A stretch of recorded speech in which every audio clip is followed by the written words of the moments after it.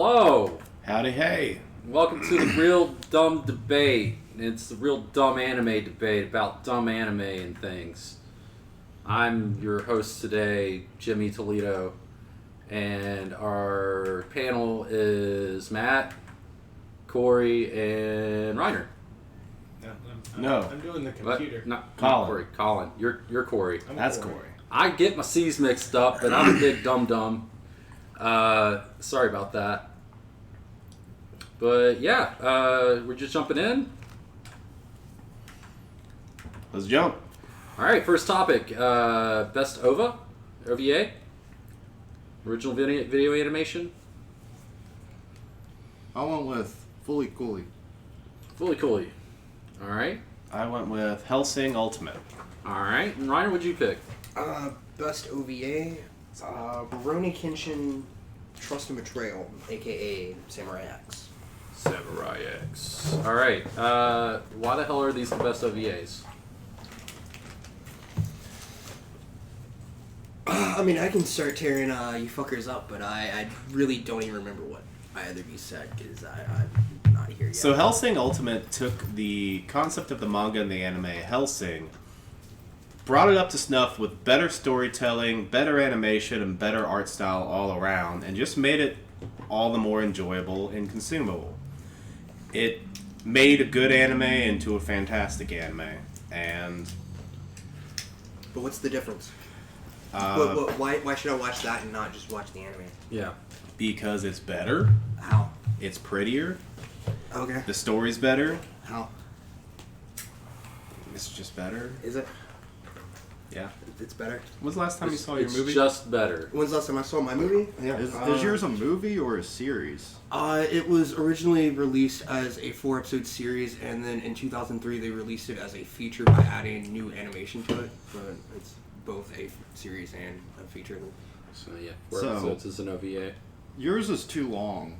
No, it's not. No. It's like 52 episodes, isn't it? No, that's regular Hellsing. Ultimate Yeah. was a lot shorter. How much shorter? I don't know, like half. They condensed a lot of the So bullshit. like 24 episodes? Yeah. Yeah, 26 episodes is, or 24 episodes. I did the is considered a full research. It series. constitutes as an OVA. I don't want to buy 12 DVDs though. I guess I'll double up his facts man here. Luckily, it was released in an age where you really only have to buy one, which is cool. Well, You're still not telling me why it's better than the show. Like, what does it add to the show? Like, what Just cleaner what do I animation, get better to- art. It's more gruesome. It's just better. And I once again, sorry, Matt, I don't remember what the fuck Yeah, you it's said. classified Fully as an Cooley. OVA. Fully FLCL. Oh, do I want to tear that up, or do I want to just talk about my shit? You can't tear it up. So you should The probably just fuck talk if you about can't. your That shit. would. I don't know if you picked that also for one of the later questions, but it would fit the later question better. It really wouldn't. That show is overrated.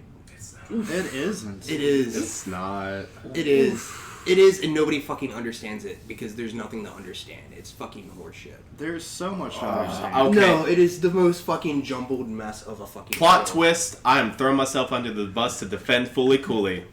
That shit was easy to understand if you had 6 brain cells working whenever you were 14. It's about growing up and becoming an adult.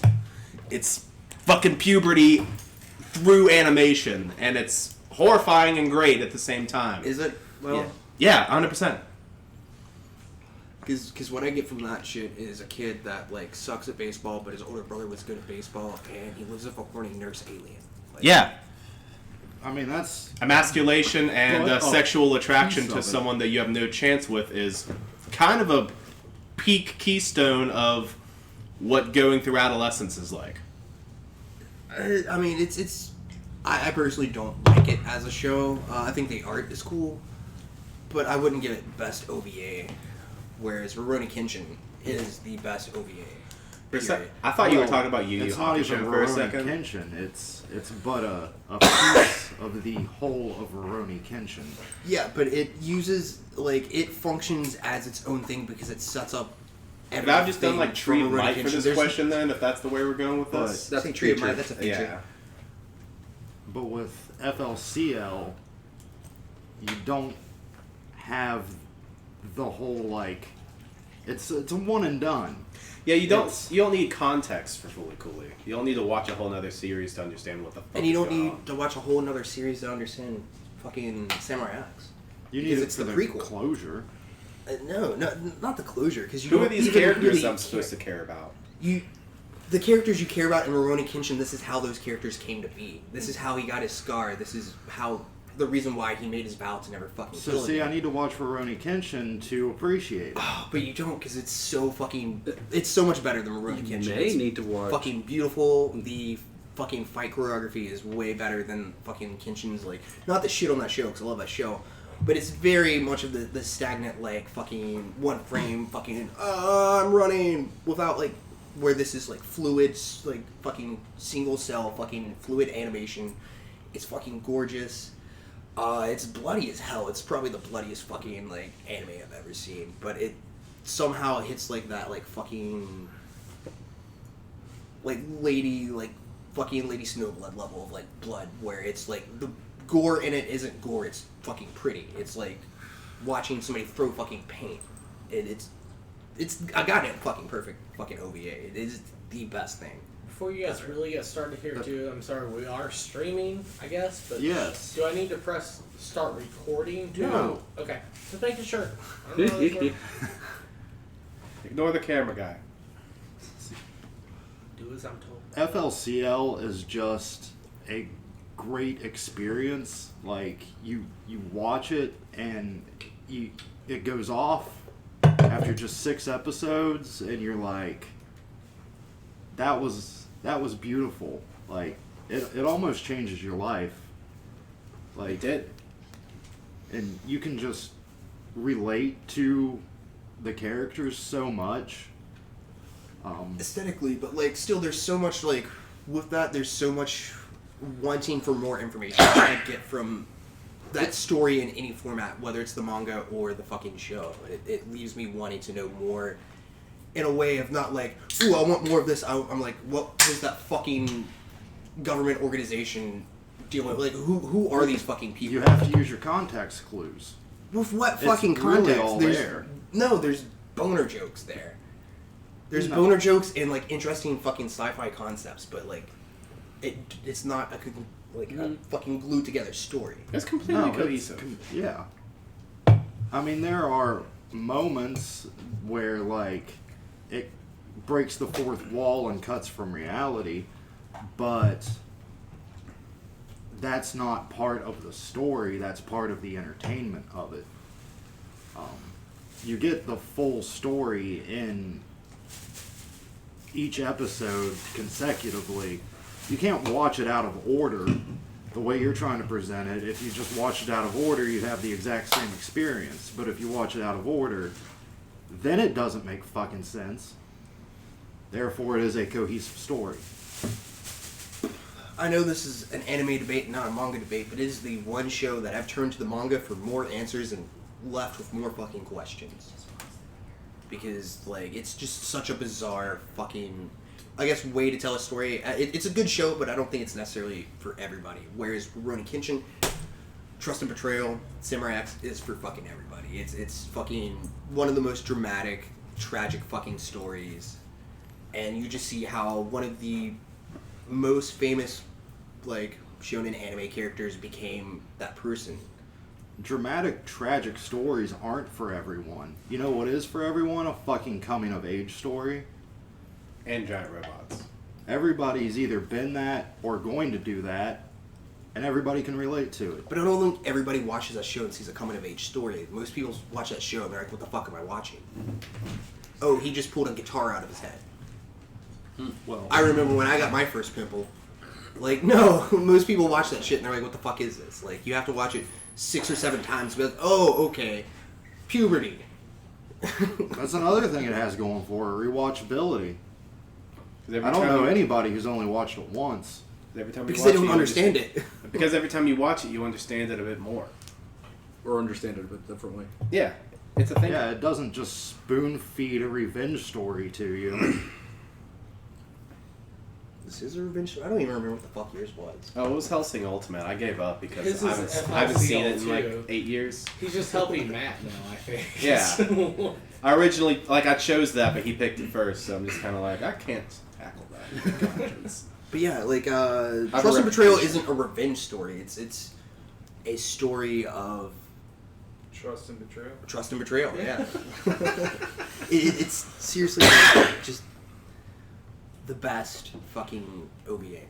It has like fucking Film Anime Reviews, which is a prestigious like fucking we review anime. Blah. They gave it a perfect fucking score. Like I'd have to fact check it or shit. I didn't compare it to your answer because I didn't know your previous answer, but I would say at best, fucking your shit probably got like a 4.5 Out of 5. Whereas Rurouni Looking it Kenshin got a up. 5 out of 5. Looking it up. well, did that single OVA get the perfect score, or did Rurouni Kenshin as a whole get the perfect score? The single OVA, because the single OVA, it's completely different fucking studio. You could make your brother It's do that. different fucking voice actors. I'm Yeah. pretty sure it might have been written by a different guy. I'm not entirely sure, but like, it if you like Kenshin as a show, like Samurai X completely surpasses everything Kenshin is. There's not the fucking humor. It's a very just grounded, real story of this fucking guy who his entire village is fucking slaughtered. He comes across a guy that's like fucking pretty much like wandering around. He's like a fucking famous Jim, what are you looking up? swordsman. What was the name of that site, Chris? Vilma Anime Reviews. Can we talk about the THEO. fact that, like, your OVA is essentially, like, the people that made Rurouni Kenshin's like, okay, we're going to make this peak ultimate story, like, pinnacle right here towards the story of Rurouni Kenshin. No, Whereas- because it has nothing to do with the story of Rurouni Kenshin other than the character. But it's the story that leads up to him being that character. But he's Right. a completely different fucking character. Right, what I'm saying is, like, they had the intention of it being a big and impactful story. And from what I understand, I mean, I don't know anyone that's seen that shit. But, for Fully Cooley's sake, I will say that that wasn't even intended to be great. They made Fully Cooley as an animation project while they were trying to work on the next Neon Genesis Evangelion. That's not even your fucking pick, asshole. But, And you It can't pull, you ended up- can't pull this. I don't know anybody that's seen this, but everybody. Oh, I'm sorry. Fucking Samurai X is a fucking legitimate OVA, and it's not just thrust on fucking Toonami. but, Fully Cooley has built up such a cult following that they demanded a continuation of the story, and then it ended up Because happening it's fucking years and years incomplete later. and hollow. This is why they need a continuation. No, They don't even continue, from It- my understanding, from the story presented. they in use some of the key original. characters and just tell a new story with the same theme with completely different characters. But we're not talking about the spin-off, sequel, whatever. We're talking about That's great though. the original 6-episode run. Released on 3 DVDs containing 2 So episodes. I couldn't find your site, Chris, but on Rotten Tomatoes, Thanks to Dio, we just got 12 new viewers. yeah, on Rotten Cat Tomatoes, channel. Fully Cooley got a 96%, and Samurai X Trust and Betrayal got an 87. Oh, Well, Rotten Tomatoes can eat a dick What because was it's Colin's not an choice, anime though? site. What was Colin's choice? And Hellsing Ultimate. And what is a What was your Well, actually, FLCL, the which is anime apparently review? Velma Colin's Anime choice. Reviews. Velma Anime Reviews. THEM. All caps. 80%. what is an OVA? I don't know. Original video animation. It's generally considered a short film anime, like less than 45 minutes, or THEM anime reviews? Yeah. Like for each episode, or just one thing. Or it can be a series up to, 12, or I guess 24 in this case. okay? I just didn't know. I'm like, I don't even know what the hell you guys are talking. It's about. a- Subject. This It's a series that doesn't go like a full series length gotcha. Like miniseries. of 26 episodes. But yeah, your shit's like a coming of age story, but how many animes are coming of age stories? How many animes are I mean, fuck, like, Samurai Tales of Trust and like- Betrayal? Rurouni Kenshin Trust and Betrayal is essentially a coming of age story. It starts when he's a fucking small child and his entire village has been the fucking slaughtered. And Coming it of leads the to him feudal age. becoming the fucking, like, best fucking swordsman of all time. Like, according to the site, Fully Cooley only got 4 stars Out of 5? out of 5. All right. And Trust and But Betrayal. I'm a basic, like, average anime consumer. I love Fully Cooley. I have never seen yours, just to say. Okay. If that's got any points towards populist opinion. Are we ready for a judgment on this? If Did you want to do do closings, Closings. Yeah. Okay. Go for it. Fully Cooley, in my opinion, is the best OVA, and in many people's opinion, it's short and sweet. It gets the job done. It is a very relatable story. It has some great humor to it. You can watch it and either analyze every fucking scene, or you can watch it and just turn your brain off and have some chuckles. And you can re-watch it many times and do either. It is, you can show it to a friend in like a 3-hour period, or you can just sit at home and veg out and watch it. It's a great anime with great characters and a great story. The animation is top notch. It's brilliant in every sense that an anime can be. Helsing, go. Hellsing Ultimate exists, and I wasn't prepared for this question. All right, defend your girly samurai. He's not a girly samurai. He's fucking Batosai the Manslayer. He's the best swordsman of all time.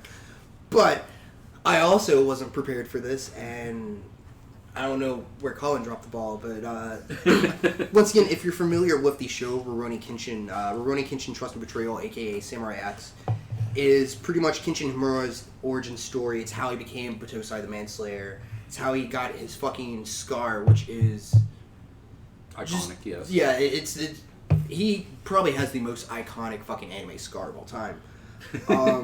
And just the way he gets it throughout like the movie or throughout the OVA. 2 separate cuts. The secondary cut is like the most fucking like gets you right in the feels. It explains why he made his no-kill vow. The fucking animation is fucking gorgeous. It has the most touching fucking anime story. The series surpasses the original like fucking Rurouni Kenshin show. And in my opinion, the art and the storytelling aspect surpasses it, but it also just remains complimentary to the original anime and just gives you all this insight on who Kenshin is as a person and what led him to becoming a wandering samurai who no longer kills. The fights are fucking beautiful, but they're also like fucking. They're just some of the coolest fucking anime like sword fights, like period. The backgrounds are fucking lavish and just fucking hand painted, and it's seriously one of the prettiest fucking animes I've ever seen. I love the art style. Art style's so drastically different from like Kenshin the show, but it's fucking great. And Matt keeps saying how short and sweet his fucking anime is. Trust and Betrayal, 4 episodes. Fuck your 6-episode shortness. It's a prelude to a 100-episode anime. Yeah, Fully Cooley wins for me. I'm sorry. I should have picked Hunter x Hunter Greed Island. I would have not even known. Oh, it was so good. Um, Or Yeah. Devilman Crybaby. I don't know. Pretty good. Most of you said you haven't seen Trust and Betrayal, but if you've seen Kenshin, you like Kenshin. It's so much fucking better than I'll like it's probably fucking cool. give it another watch, but it's been forever since I tried to watch Samurai X. I didn't initially like it when I watched it. I like when he fought the mummy guy Back that in just the burned day. with hate. I really That guy like was this cool. the computer stuff. Matt, you got a 1. Mm-hmm. Chris, you got a 0. Me didn't win that one. Colin got a -1 for that though, just because. He came up, he folded so You have quick. to. You For folded that. so That's not quick. how that works. That's It's not how unprecedented. that works. Folded so You gotta Nothing quick. that I can do. You gotta set a precedent and you should defend Well, it. no. Anime. He helped you. Change it to 0. I will. I'll change it back to 0. I just thought it was funny. I'll just. Your boy folded so quick. And he basically just helped Matt. I couldn't talk against Cool. that shit on It's live not TV. the first time I've debated 2 people in one answer. It's true. I was Remember seeing Star it. Fucking Wars? Star Wars. Oh boy. Sir, but look, I thought Star Wars and A New Hope were different. I was like, no, they're the same fucking movie. No, Fuck Star it. Wars and A New Let 'em Hope both pick are essentially the A same movie. nondescript beer, 'Cause- since we can't have a case on the table. A generic beer of no origin. They come from nowhere. They came from no store and no brewer. No, I got them. I went to the gas station. That gas station. I You know went to what that you're one talking gas about. station with no name. Yeah. I paid currency. You all gave me money. It's called To the speedathon. the Speedathon, yeah. You bought the beer from Mr. Black. Okay, moving on. For some reason I wrote it down as weirdest music, but it's weirdest anime. What is the weirdest anime? Fuck yeah, I have the least notes for this. Yep, that would be Bobobo Bobobo. Bo, bo, bo, bo, bo, bo. I don't know. I don't know. You never seen Bo, bo, bo, bo, bo, bo, I've bo? never seen Bubba. Ah, Bo, bo, bo, bo, bo, bo, bo. It's pretty good. It's pretty weird. For weirdest anime, I had a second afterthought where I was like, I should have gone with Golden Boy, but that's lesser known than the one I'm about to talk about. I went with Food Wars for the weirdest anime. I went with Perfect Blue. Alright, guys, I'll give you points. Okay, Food Wars isn't that fucking weird. No, honestly. it's fucking weird. Like, the side animations they do whenever people are tasting food, sure, that's a little, like, bordering hentai, but that's about it. No, it's fucking weird. No. It's fucking taking the fandom that loves watching like Gordon Ramsay fucking cook-off shows and being like, hey, there's an anime for that. Like it's fucking weird, man. It's not that weird. You just explained it perfectly. Yeah. That was a pretty good elevator pitch for what that show is. Yeah, But like, it doesn't. it's That doesn't make it not fucking weird. It's not as weird as like a buff guy with a yellow afro fighting with his nose hairs alongside of a fucking sentient fireball and like a sexy torpedo with human legs that keep on cutting to the side and like breaking the fourth wall to talk to the audience and make weird jokes that like only half of us fucking get. Like it's almost like if Animaniacs was like put through a fucking like Anime filter?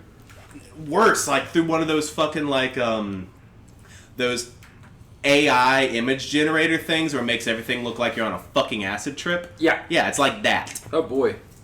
See, I thought about going with Bo, but I hadn't really watched much of it because it's really bad. But it's not because it's weird. It's entertaining. It's It's- shit. It is if you're into like Tim and Eric. It's a bit Tim beyond and Eric's that. pretty weird. I kind of like Tim. It's Yeah, I'm into it. What the fuck did you even pick, Matt? Perfect Blue. What? I've Also never even pretty seen fucking weird. It's a movie. It's a feature. It's about See, I wasn't sure if we could pick features for this or I would have picked. Fuck, Yeah. I can't even think of the name of it. It's an all anime thing. Captain of the Beer. it's about The script origin. a pop idol that is transitioning into acting, and there's a stalker slash killer after her, and she's getting threatening letters from the diarist who ends up being her manager, and you're just kind of watching these three people like spiral into like a psychological oblivion. As someone that's never seen this, your pitch just makes it sound more spooky than weird. It's not spooky. It's Like like a psychological thriller isn't weird to me. Like something Yeah, like it's If nowhere I can near interject as as a weird. judge and someone who's seen the movie, it's like Mulholland Drive, the anime. It's psychological. It doesn't sound Sure. nearly as weird as a 14-year-old kid who gets off on people getting off on tasting his cake. Isn't Perfect Blue the tentacle vagina thing? No, that's the No. Blue Girl. Oh, my bad. you see, Damn yours is that. all just like it's all just like symbolism for how people feel when they taste things. That's it. The actual core of the story is just about this guy that loves to cook, getting better at cooking, and going to cooking competitions. And No, take away the the word cooking, story- and it's like any other shonen anime. The story is about a kid who loves watching people jizz their pants eating cake. That's yeah, the that's fucking story. that's non-canonical, buddy. Bullshit. Have you watched it? Have you seen how he reacts? Not only he loves having people eat delicious food, more than that, he gets his biggest rocks off by feeding people disgusting food. I mean, aside from that last part, I feel like most people that take pride in cooking take a lot of pride in seeing people enjoy their food. That's just part of being a chef. But Bobobo has no rhyme or fucking reason. There is no concepts in the real world that really construe what the fuck is going on in your TV when you're watching this. So he has nose hairs. That like we all have nose hairs. Yeah, do you fight fucking bad guys with them? No, I fight boogers with them. Do you bake cakes that make ladies' fucking clothes burst off? Not even ladies, everyone who eats it. And like fucking the savory steaks. Not only like does it like go to this level of just this dude cooking, it like breaks it down on this weird scientific level of like, oh, adding this ingredient actually breaks down this protein and blah blah blah, and like this fucking bullshit to just like, it's just fucking weird, man. It is like you go into that show and you expect like, okay, it's gonna be like a cooking show, and it's so much stranger than that. Okay, no, it's just what people actually experience when they taste goddamn good food. Yeah, no, honestly... I've never eaten something that has made me cum in my pants. Which is what you that haven't show lived, is. I guess? It's only happened like twice for me. Yeah. And like, not only that, but that show hits every fucking anime trope possible with each fucking character. That doesn't make it weird, that just makes it a typical anime. It does when your badass fucking character who is like 6 feet tall and like just nothing but muscles is obsessed with baking pastries. That's my weird. anime is what you were just... That's not the normal for what anime is. It takes every anime trope and flips it on its head, making it not the normal weird. My anime is literally taking what you described Fully Cooley is in the last question, but in actuality, where there really isn't any kind of symbolism or any kind of story going on in Bobobo.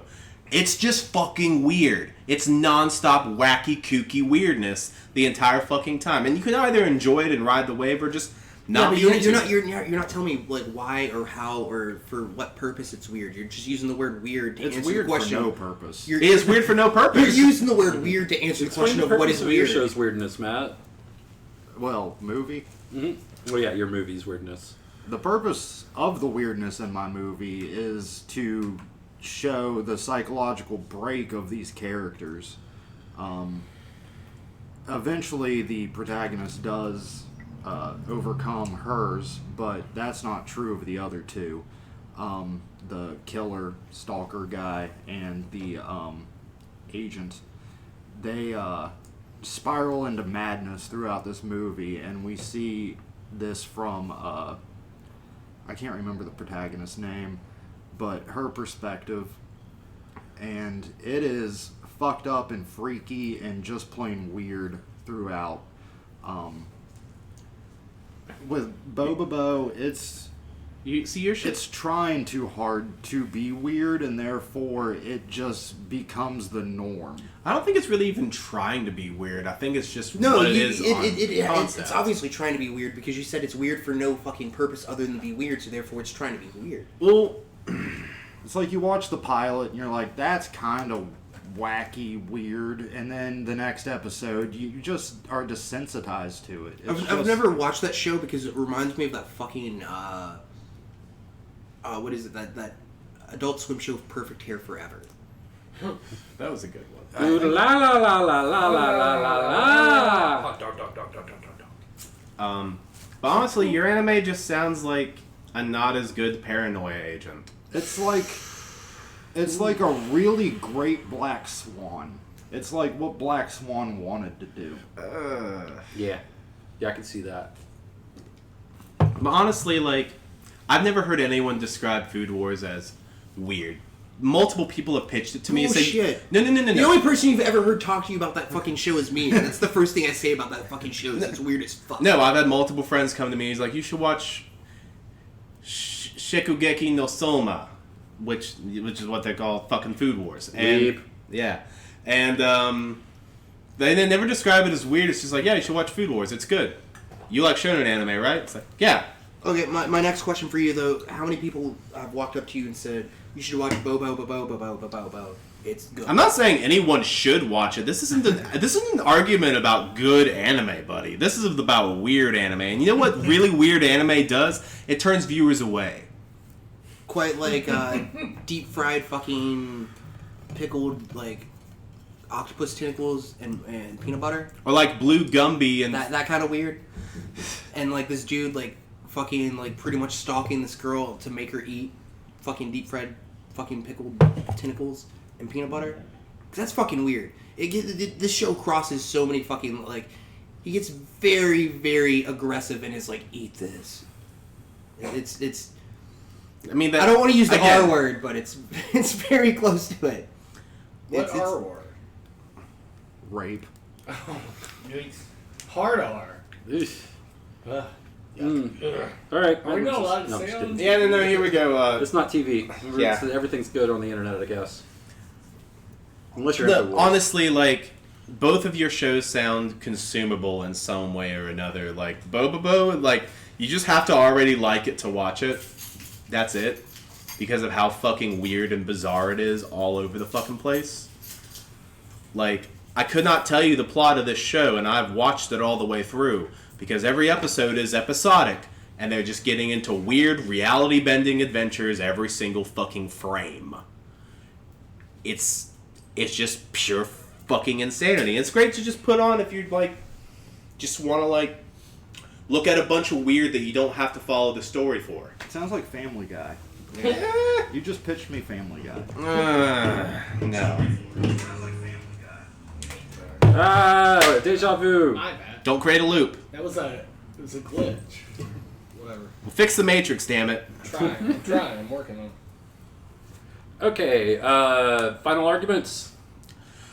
Bobobo is the weirdest goddamn anime I or literally anyone else has ever seen. It's Not me, but on this argument, yes. pure chaos all the way through. There is nothing holding it to reality, no tangible thing to make it even somewhat realistic. It's just fucking wacky Looney Tunes, essentially. Alright, initially, I wanted to pick a feature for this, but I went with a show. I'll just go ahead and throw this out there. The feature I would have went with, though, is Paprika. If anybody's familiar with that, that shit's weird. I own it, haven't watched it. We should watch it later. It's Yeah. fucking weird. But Food Wars, like I said, is so fucking bizarre for what it is, and it serves a purpose. And its bizarrety. It's not just weird for the sake of being fucking weird. It's weird in the sense that it's almost poking fun at anime as a whole, and it's any other anime where it's two people talking up all their shit, you know, Goku and Vegeta powering up to fucking go at it. It's two dudes fucking, I can't wait for you to taste my cookies! Like, it's so fucking weird. Like, you have to watch it to understand the bizarrety of it. Wait, what was that line again? I want you to taste my cookies. Yo, do it with. You gotta do it with the gusto. Yeah, you have to. The Randy One Savage more time. impression. Oh yeah, these cookies! But like, it is so fucking... Brother, your cookies ain't got nothing on my It is the... Like, me trying to explain it doesn't do it justice. You, like, once you begin watching it, you're like, this is so fucking weird, because it's like every other anime, but it takes the most anime things about anime and then makes it about fucking food. It's like, oh god, like, the hunt for the Dragon Balls becomes the hunt for, like, the fucking pistachios because he needs to make a pudding. Like, it's so fucking bizarre. What you gonna do when these muffins run wild And, on you? Like, that's not even including the fact that, like, every character that tastes the main character's food at some point ends up swimming in a fucking mirage of the ingredients of the food they just tasted, completely nude, having a 5-minute orgasm that they show on screen. Alright. That's fucking weird. Yeah. Alright, Perfect Blue. Perfect Blue is grounded in reality, which makes the weird moments that much weirder. It isn't just a constant barrage of weirdness that desensitizes you to it, and it's not just using what some might call a weird scene to display how great the food tastes. It is just these images that distort your perspective of reality as you're watching this movie, and it weirds you the fuck out. Whereas yours are just moments that are endless in your shows. This one just actually has you question reality by the end of it. All right. Is there any of a sidebar a little bit before I give my judgment? Mm-hmm. Okay. If I could First of all, sidebar as well. mine's about like a completely different one that I would have picked for this category that I think deserves a shout out. Well, first of all, Food Wars, shonen about food, great. Bobobo, Looney Tunes, awesome. Perfect Blue, David Lynch, only anime is how I would pretty much sum it up. None of these are Milk-chan. Oh God. Milk-chan is by far the weirdest anime I've ever seen. There are weird, like, Illuminati subplots. It's a chibi anime about all sorts of craziness, and every episode ends with the title character going, "Let's go eat sushi" or something, like nothing fucking happened. And a lot of things happen in a very short amount of time. It's nuts. And a lot of crazy shit happens, and it's really random. It's like an Adult Swim show, but like before Adult Swim was it a was thing. an Adult Swim though. Was it on They Adult put Swim? Milk-chan on. But it was like a proper Adult Swim show, but only it was produced independently in Japan. Sure, but it was eventually on Adult Swim, and it Yeah. was fucking weird. I completely Yeah. forgot about that show. So that said, Perfect Blue almost got it, but Bobobo wins because that is just nonstop craziness.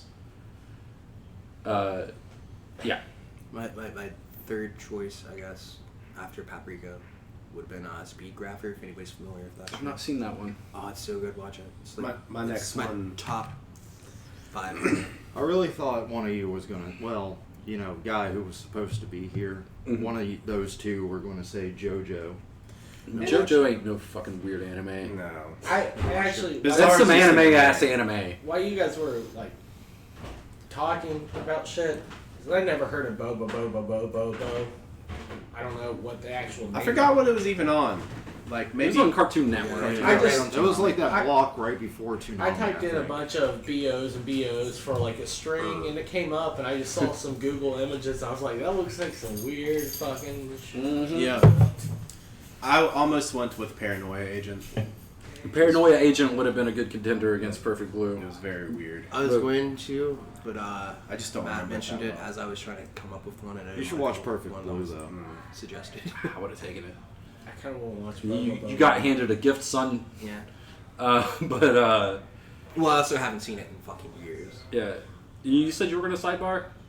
Oh, no, I was just fucking Speed Grapher. It's Speed super Grapher, weird yeah. And also great. It's like a photographer taking down the Tokyo Illuminati, more or less. Yeah. See, I didn't know the question order, and if I would have picked FLCL for it, it probably would have hurt me in best OVA. True. They probably would have not won against Bobobo. Sorry, Yeah. Bobobo's just like like you said, it's nonstop crazy. I just thought about arguing FLCL for all of them. It could have. It does. I mean, the next category. This is a good segue. It would have definitely worked for that because it has some awesome music throughout it, and also The Pillows. including its intro sequence. We're going to the next one now. Yes, that was your cue. Gotcha. Your intro sequence, music. What was the best music in an intro sequence for an anime? Stetson. That starts with you, bud. Okay, I slightly mistook the question. I thought it was just opening sequence in general. Okay, So that'll a lot of my argument is based off the imagery as well. I think all three of these would work for that too. Because I didn't particularly pick this question. I'm filling in for somebody. I went with what the fuck did I write down? The song is called "Hacking the Gate." It is the opening to Steins Gate. Okay. I'm familiar with Steins Gate as a thing, but more as a visual novel than an anime. The anime is really good. Yeah. Tank! Cowboy Bebop. It's rough. Let's Yoko go. Kanno in the seatbelts. Smile Bomb. Yu Yu you son Hakusho of a intro. bitch! Oh, got you good, huh? There's not a single terrible thing I can say about that. Fuck you. This is going to be a big fight between Colin and Matt. Sorry, Chris. Smile Bomb by Yu Yu Hakusho is literally the only anime intro that both the English version and the Japanese version of the song, both sang in respective languages, sound fucking great. No matter what. Like, it was born to be a bop, it lived on to be a banger. I listen to it at least once a week without any kind of context because it's just that fucking good of a song. Yeah, I'll listen to the entire Cowboy Bebop soundtrack religiously. It's all great, but Tank is cool. Tank is great. Tank as is well. Tank is cool and all, but like I don't know. all Tank really is like, and it just makes you think, okay, well it's time to I'm 15 years old. I'm staying up a little late. I'm watching fucking Cowboy Bebop on Adult Swim. That's all Tank really brings to me because Tank is immediately synonymous with Cowboy Bebop. Nope. Sorry, go ahead. Whereas Smile Bomb, while reminiscent of Yu Yu Hakusho, makes you think of it, is also a great song without any other kind of context. On its own, it's just a great fucking song. Tank on its own is a great song.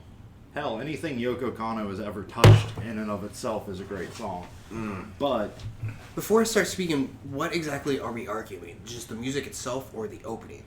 We're giving the audience a warm up for the music debate next week. we can talk about the opening some because I feel like Just most of my the animations on all three of these are I pretty feel great like introduced the to. animation with Tank goes. most hand of in my hand. argument for my shit was based on like visual shit. Okay, I think there are strong arguments to be made on all three of these for visuals. I will amend it to overall intro. Because I feel like the Hacking the Gate visually, as well as the lyrics, perfectly like just mesh with the overall story. Smile Bomb, yeah, it's a fucking banger. But like, apart from just being a bop and a great song,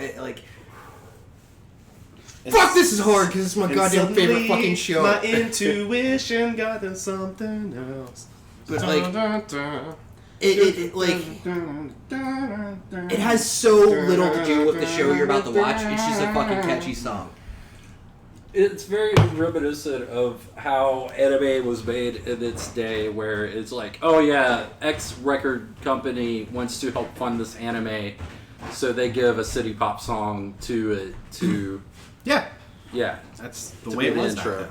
Whereas like the visuals, like with like the clockwork shit and everything, works so well with the thematic elements and the story itself of Steins Gate. The lyrics to the theme song in English are super foreshadowing and self-referential to like plot lines of the story. If you actually like look at the translation of it, it like completely encapsulates like what that show is in the intro. I don't know who sang the song. The song's fucking dope though. It's just like I don't know. It fucking. I feel like as an opening, it best suits what the story is, and you can watch that opening and there's no mention of a time machine, but like you're like based on the opening, you're like, oh, I bet this shit's about time travel. Okay, listen. I've put my song on at parties before, and it's got people fucking bumping. Neither of your songs would I play anywhere near one of those settings. But a party doesn't make something like. No, I'm saying it's a Like contributing anime-wise. factor to my argument. It's a dancing song. It's a listening to song. It's just a good ass fucking song. But how does that song like fucking help the show? What is that? This song isn't the have song to do about with- the song that's most relevant to the anime. This is an argument about what's the best anime intro song, and it's Smile Bomb from Yu Yu But Hakusho. how does that prep you for that show? Like, Tank as a intro song and the accompanying visual is world building before the show's even started. You have that jazzy motif to it, and then boom, they're in a casino on like this moon. I think they're on a moon. But your intro took out the 3-minute saxophone solo that's in the full version of the song, and that's important. And your intro took out the fucking second and third verses of the song. Not as important as the sax solo. Just saying. Do you believe in premarital sex? Yes. But like, I just feel like I don't know. Everything I'm about to say pertains to yours as well, because yours, I agree with yours, the story or the world building. It's also kind of a factor with like fucking Steins Gate theme or intro. But like, I feel like Smile Bomb just doesn't. Now, you know what Smile Bomb does for the anime? Smile Bomb, from the beginning of it, it gets you out of your seat to fucking dance and lip sync this entire fucking song. And by the time the show actually starts, you're worn out and you're ready to just sit back, relax, and watch a good ass fucking anime, which is Yu Yu Hakusho. I don't want to be worn out. And you're watching forgetting fucking anime. the show thesis at the beginning of this, before the song even starts. Yu Yu Hakusho always has like that little, I'm Urameshi, yada yada yada. None of the versions yada yada. I've never seen that in any of the versions I've watched. Huh. It always starts at whoosh, when it's fucking a Botan on a fucking broom, or not broom. Mm-hmm. Yeah, broom. Just like flying through the air, and then the fucking beat kicks in. Yeah, and like it's just- nothing about that opening makes you think that like, because even if it's best intro music, the intro music should pertain to what you're about to watch. And with that, like, with Smile Bomb, Not always. With Smile Bomb, you're not like, oh, I'm about to watch a punchy show, which With is what Tank. Yu Yu Hakusho is. It's made by the seat belts because you need to strap the fuck in and get ready. How long have you been sitting on that? God! Fucking turd. My song's called Smile Bomb because it makes you fucking happy. God damn it. And my song and accompanying I don't even visuals remember how your song sounds. perfectly like. I remember both of that's, these. That's not a valid point. I don't remember my birth. That doesn't mean it wasn't important or it happened. Like, you not remembering shit is not. So you're an saying you argument. could be a clone?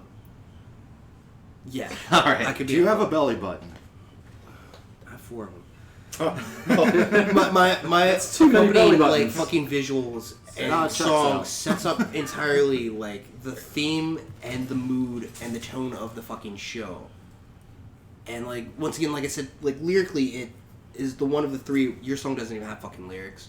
Your lyrics have shit to do with the song. My lyrics are self-referential to the fucking show. If you watch that show and go back and read the translation of the fucking lyrics, you're like, holy shit. Like, it's not like right on the nose, but you're like, holy shit. Like, that entirely Strangers wherever fits. I go. And it's so goddamn fucking good. See, Tank would fit with anything similar to Cowboy Bebop, but nothing else. I could see Trigun with that song. Yeah.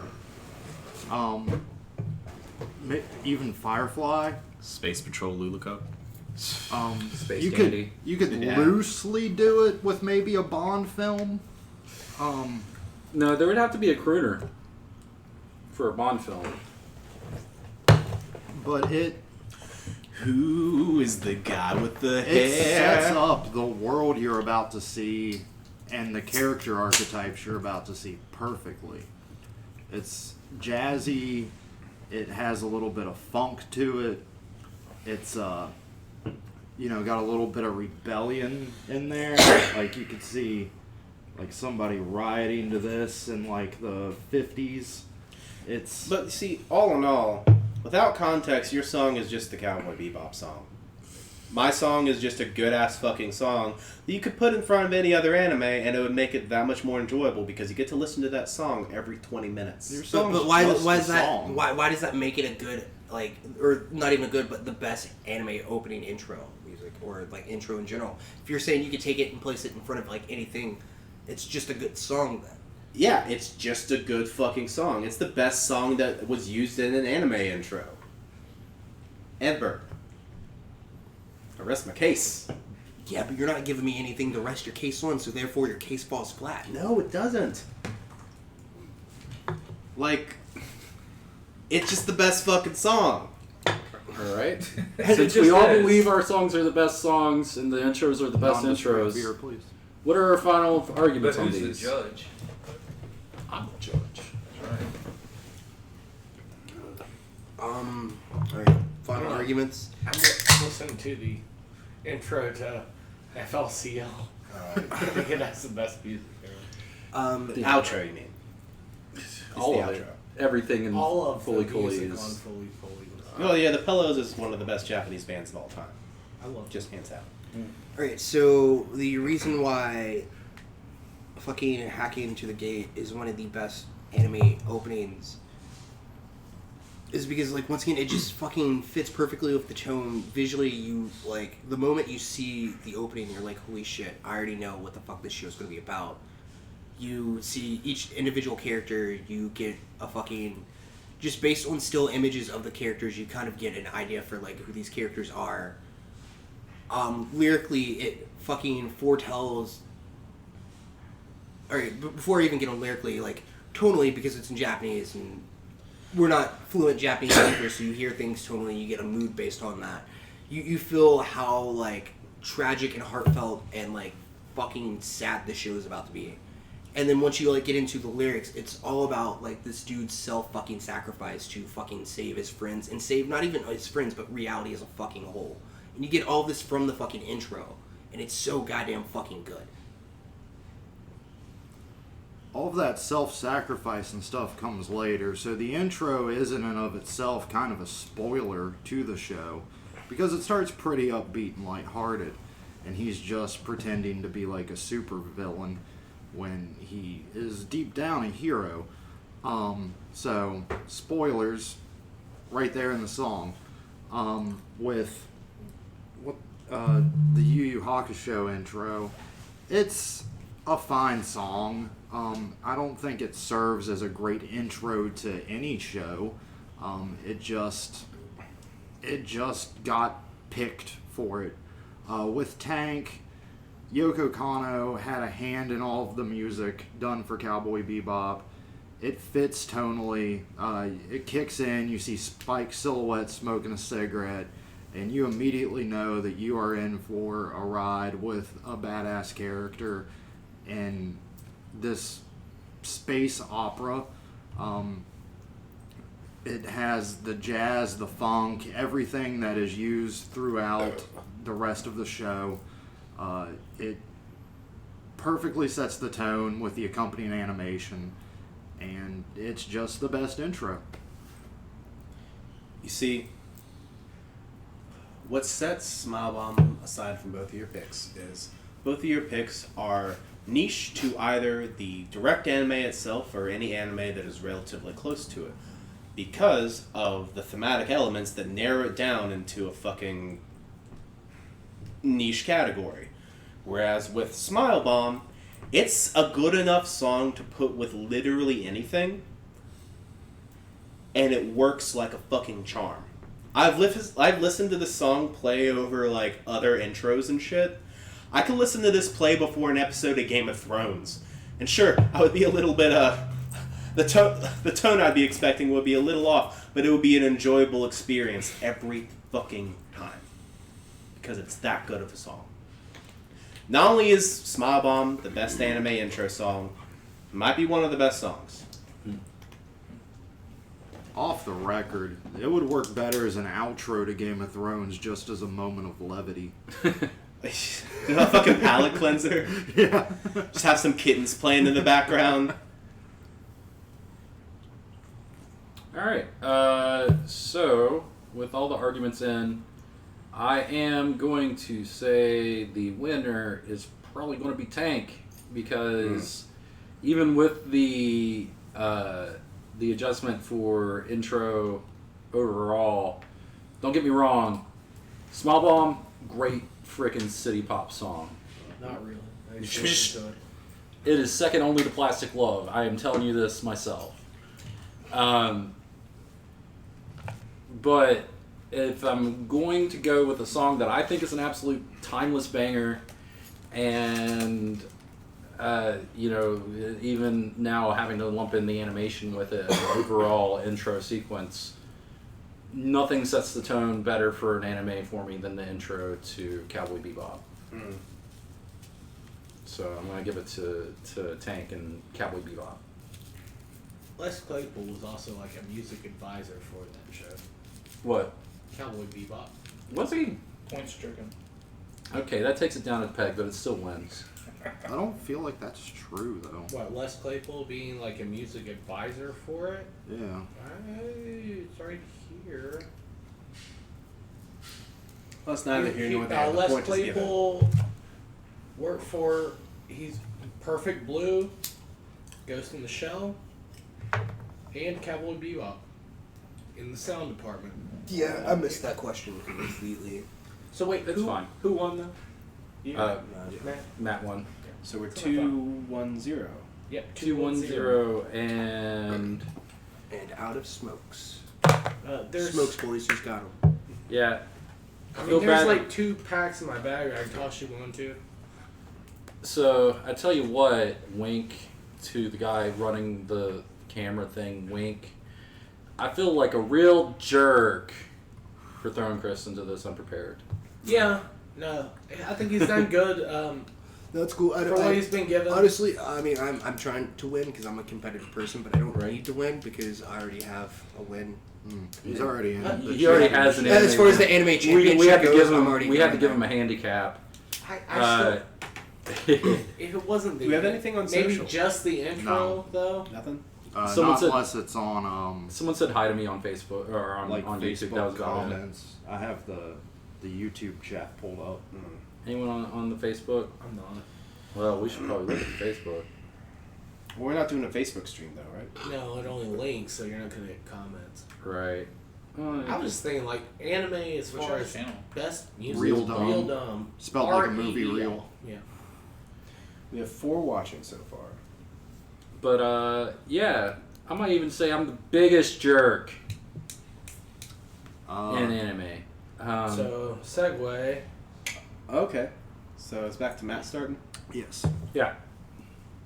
I went with Shinji Ikari for the biggest jerk in anime What a little shit. from Neon Genesis Evangelion. I was gonna say, can I get the source?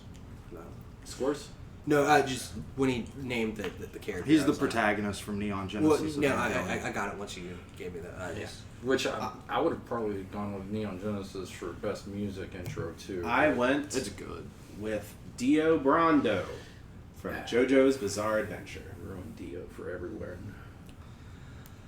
I went with, for biggest jerk, Hiei from Yu Yu Hakusho. Okay. I expected Frieza or Vegeta, to be honest. Frieza always. Okay, Shinji does not have a fucking redeeming quality. Not one. There is no self-sacrifice with this kid. There is just... You gotta save the world now, Shinji. And then he just fucking cries in front of his mech for an episode until they all but force him into it. He's constantly waiting on someone else to solve his fucking problems. And the world's problem. Even though he's the only one that can save it, he's still sitting there crying, waiting on someone else to step in and save him and the world. Okay. I'm not super familiar with the show, so I'm going to ask you a lot of questions about it. First question is, how old is this character? He's 14. He's 14. That's what I was assuming because it's an anime. So yeah, that's a lot of fucking pressure to put on a fucking 14-year-old kid. You're the only one who can save the world. Let him fucking cry. That doesn't make him a fucking jerk. That Do makes you know what we feel- watched last night? Shazam and Spider-Man. Yeah, and they're both shitheads, and that's Also, Western can we shit. just say, like, from your description, he sounds more just like a pussy than a jerk. You want to know what a jerk is? A kid a about- jerk is no, a person who uses the word pussy to describe people. Oh, I guess Continue. that's true. Oof. I guess that's true. My bad. Continue. But my character, same ripe old age of like 15. Father dies, gets adopted by a super rich family, shows up, and the other kid there that's at the same age, first thing he does, kicks the shit out of his dog. Cause he just wanted to be friendly with him. Gah! And then proceeds over the years to steal this kid's life by just being better than him at everything, but also treating him like complete shit. Up until the point of poisoning his father to steal his inheritance, and then whenever that doesn't work out, he's like, what kind of dickish thing can I do to top this to get out of this situation? Oh, that's right, I'll put on this like magic mask and turn into a fucking vampire and kill everyone I know. See, that doesn't sound like a jerk to me. That sounds like a fucking psychopath. I think But he's also I think fucking- you missed the point of the question. You went with like a fucking sociopath. No. He's not really a sociopath. I mean, he's... It's pretty sociopathic to fucking kick a dog. What Or describes kick the shit out. what describes a fucking jerk to you? So this is the first Dio, right? Yeah. Jerk, I looked up the definition right when the question got released. And it's A way to cook chicken? it's like a universally despised person, someone who does Yeah. Dio fits then. Completely despicable. a despicable person. Yeah, that is Well, Dio thank you for to a building goddamn T. up his point Thank that I was you. tearing down. Yeah. Well, you asked for the definition of jerk, and nobody's fact checked. No, I said that doesn't sound like a jerk. That sounds like a sociopath. And also, your character... Is a fucking jerk. Can a sociopath be a jerk? Yes. Yeah. Like is Trump? Aren't most jerks probably sociopaths? Absolutely. You said Hiei, right? Not yeah. most. Yeah, no, but Hiei- a lot. Is a fucking jerk. Yeah, he starts out as a jerk. No, and he's then a jerk consistently and then, throughout ends the up- entire and, show. then, and then he ends up becoming more of just like a cold-shouldered ally throughout the rest of the show. Am I a jerk? Sometimes. He can be, yeah. Okay, so Dio... Hiei can be a jerk. He says some shit that maybe he shouldn't, and then he goes and saves everyone's life because he actually cares. But he doesn't care, though. He does. No, he doesn't care at all. He only does shit when it fucking He helps loves him his out. sister. No, that's that's that's Hiei. Hiei. That's Hiei. Hiei is completely a fucking jerk. Out of he's the strongest fucking character on the show. Well, one of the strongest characters on the show. Big strong doesn't make you a jerk. I wasn't done with my point, asshole. He's one of the strongest God, Chris, you're a characters jerk. on the fucking show, and completely gives up his strength just to further his goal of just fucking bullshit. But like he consistently throughout the show just talks shit on every one of his fucking teammates, no matter what tournament they're in. He's like, you So he's a fucking suck. hater, but No. he works with them. He's friendly with them to some degree. Friendly my ass. Like, alright, so the fucking Black Saga, the fucking, like, Sin Suite fucking shit, he completely is like, yeah, I'm not gonna get involved. This has nothing to do with me. Okay, but Like, he looks out for number one. This affects the fucking humans. I don't give a fuck about them. I don't give a fuck about any of you guys.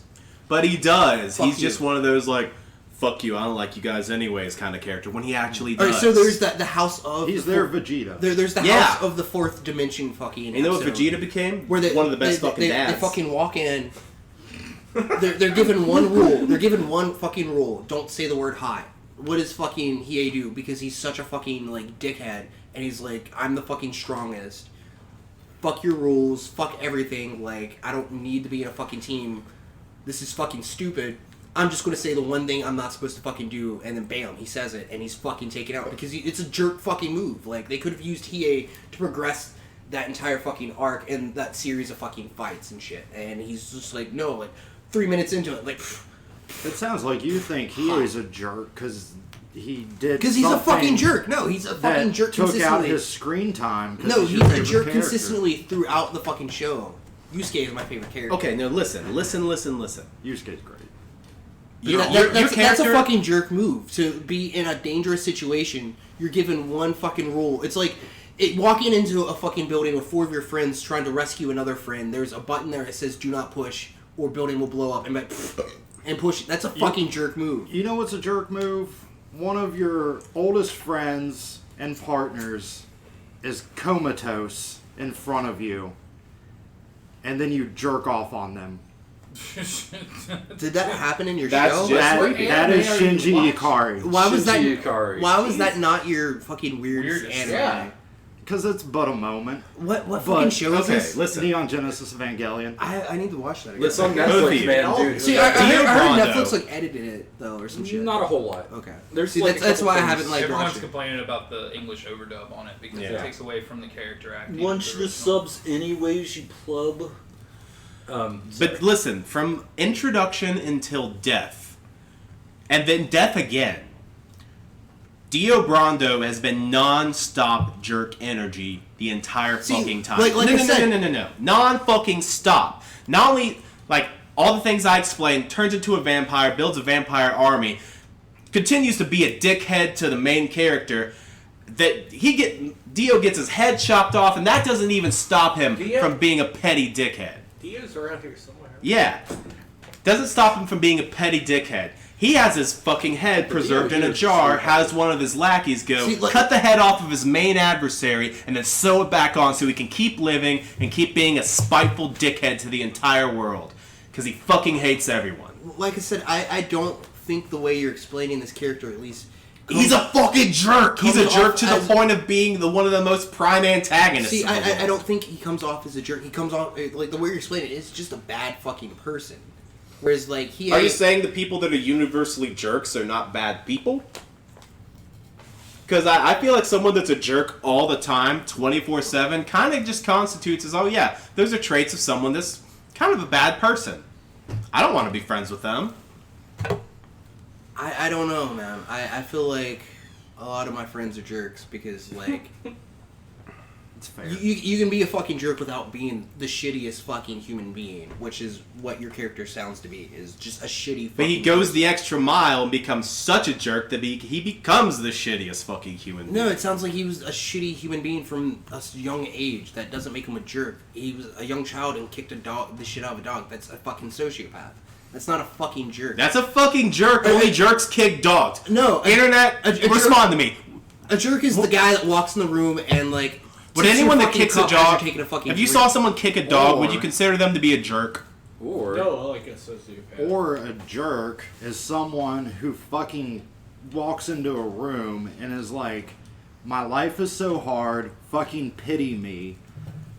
And then somebody's like, maybe your life's not that bad. And then you see the only other emotion you've ever seen from them, anger over the criticism.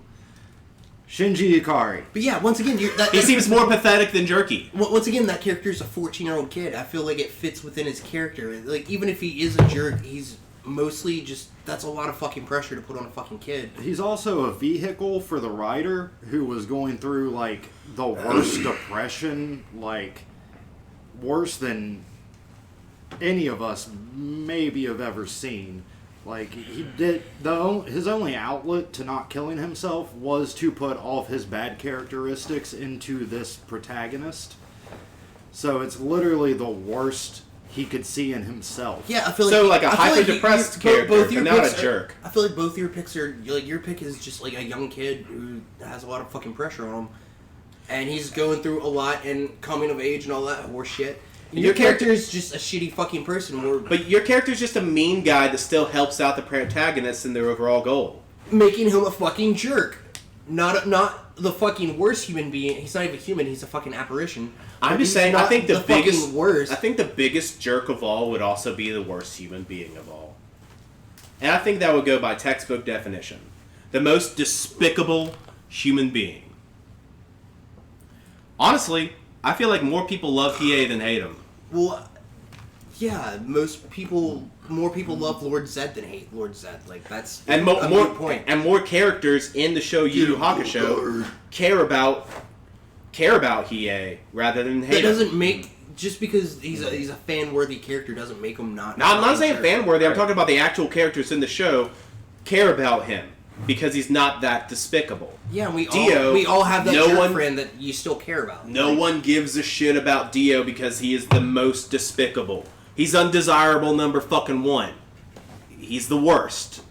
The absolute worst of the fucking worst. Yeah, but the question's not like who's the fucking worst. It's just who's the biggest jerk, and he is the biggest fucking jerk because he's a dickhead. I know, but synonymous with jerk is the most despicable. Go ahead. What? let's go into final arguments. Shinji Ikari is the biggest jerk. He is nothing.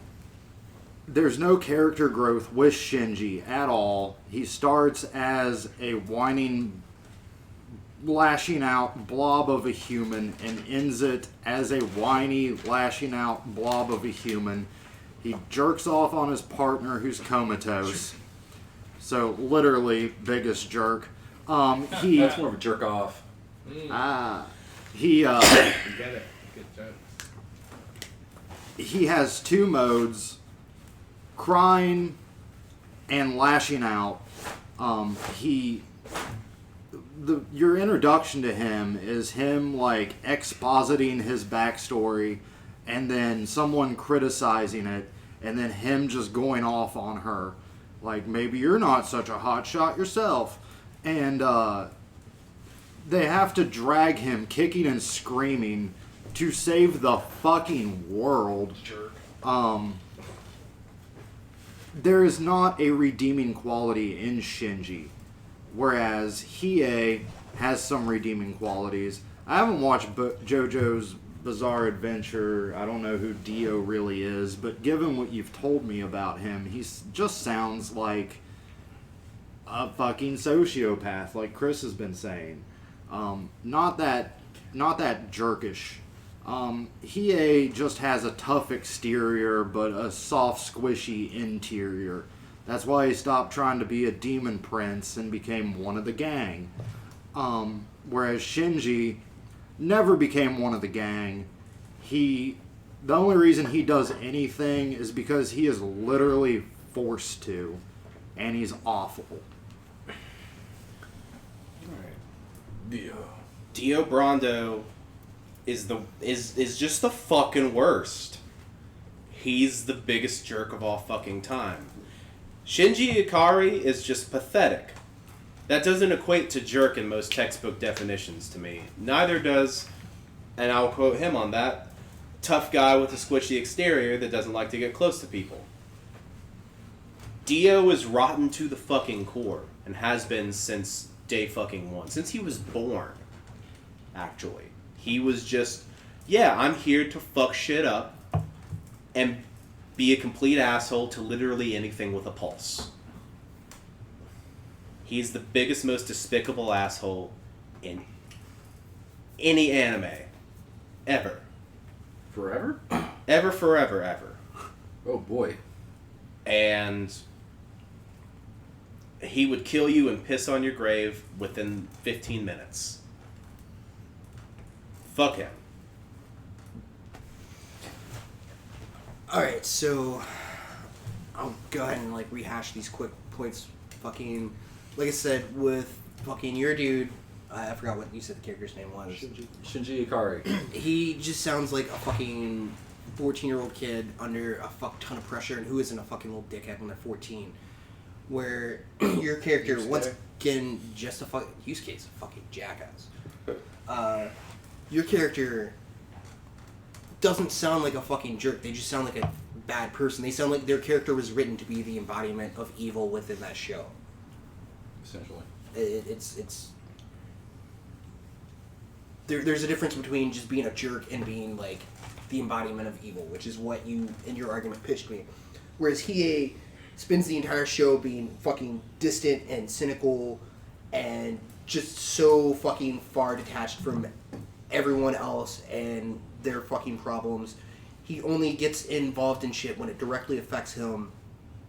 And like you said, he becomes one of the gang half the time in the fucking not even half the time, because the first introduction of Hiei in the show, he's a fucking villain. He was meant to be just a one-off villain, and the dude that wrote it was like, I kind of like this character. He is the goth one, right? Yeah. Yeah, okay. So, but like most of the time, Hiei is tagging along for shit, not because he wants to be there, but because it's better than being in prison. Is why he tags along and he fucking helps out. Is because, once again, that is benefiting him not being in fucking prison for his past fucking crimes. Hiei was a fucking A-class demon at the age of 9. He's like fucking probably like 600 in the show, but at the age of 9 was an A-class demon. Yusuke at the end of the show is fucking S-class, which is the highest class, but at age 9 being a fucking A-class demon who fucking does nothing but kill for fun is like where his character fucking starts. That sounds sociopathic. Yeah, and then he grew to just, instead of killing for fun, killing when it's fucking necessary, but only doing shit to benefit himself. And also being a fucking hard-headed asshole to thinking he's gonna fucking prove a point by being like, this bullshit rule with the whole hot thing isn't fucking real, hot. And then like, removing himself. It's like he is a fucking like bishop on a chessboard, and first move the bishop just fucking is like fuck it and just leaves the game. Like just like it's picking up your bishop and just throwing it. Like he's one of the most valuable fucking members of the fucking core group, and just for the sake of being stubborn is like, I'm gonna remove myself from the situation because I think all you other guys are full of shit. And he spends the entire show, like, for you to say he's friends with all the other group, he spends the entire show, like, just downplaying the significance of friendship as a whole, and being like, friendship is for fucking humans, humans are weak, I am not weak. And that is the one thing he is not, is weak. All right. So, my thoughts on your three choices, real quick.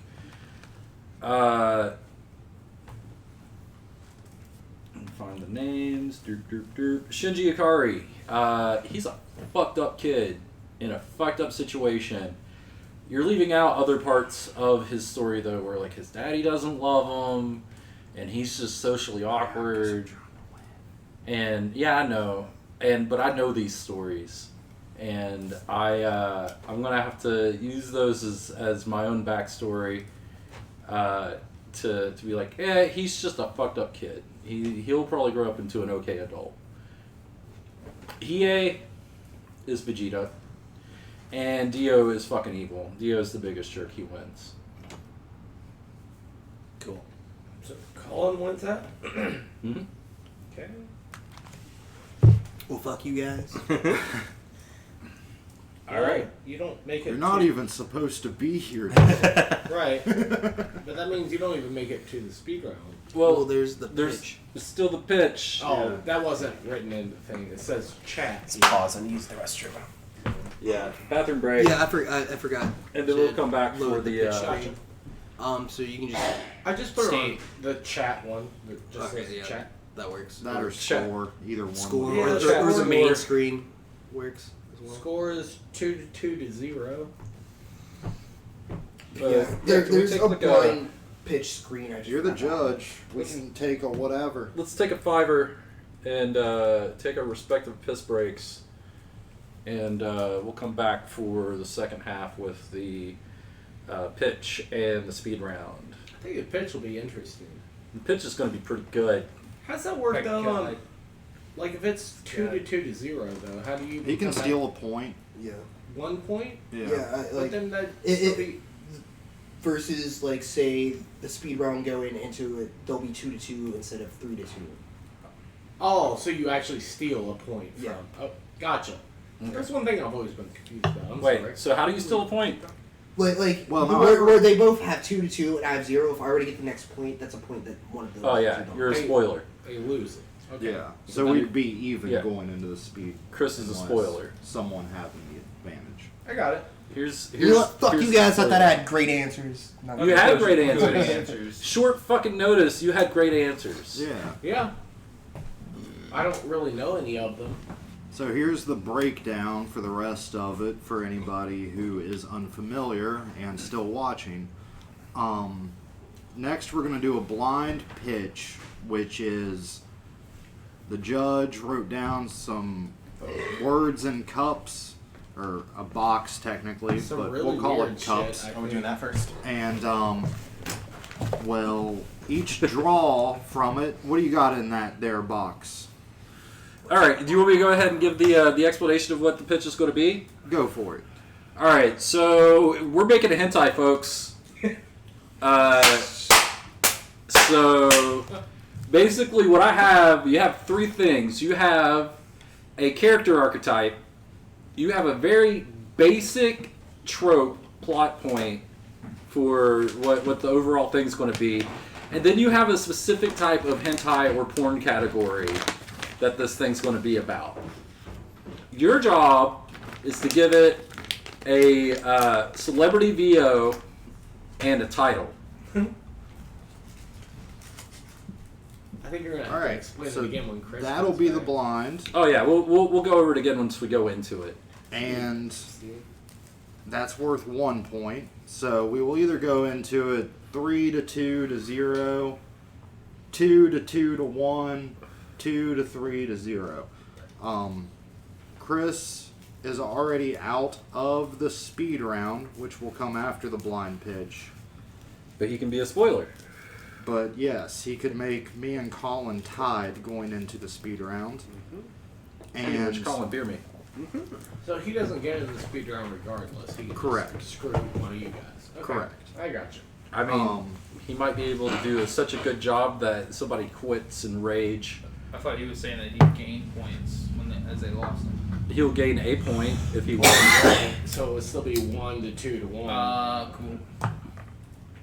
so the speed round will be. It works a lot like the main round in that Luke, Jim, Yep. will give us a question. Dead named me. Oh God. Huh? I'm Poor just messing. He'll give us a question. First one to answer You fine? goes second. You They- can do this way if you want. So second to answer has 30 seconds to make their case. First to answer has 30 seconds to make their case. Second to answer has 15 seconds to rebuttal. First to answer has 15 seconds to rebuttal. Jim awards the point. That's why I was asking Matt if you could, when we get to the speed round, You do got a a timer? timer. Yeah. First to 5 takes the day. I sometimes do the timer. I was gonna say I can also pull up a timer because I made a timer. I just haven't you had beer me? time to test it. I don't know if I'll be able to do it this fast. Trying to type the scores in. I think I'm doing pretty good at this deal so far. I mean, But like guy in trying the to do, chair. I can't trying see to it do to two judge. things at once. I'm like looking. I can't do it.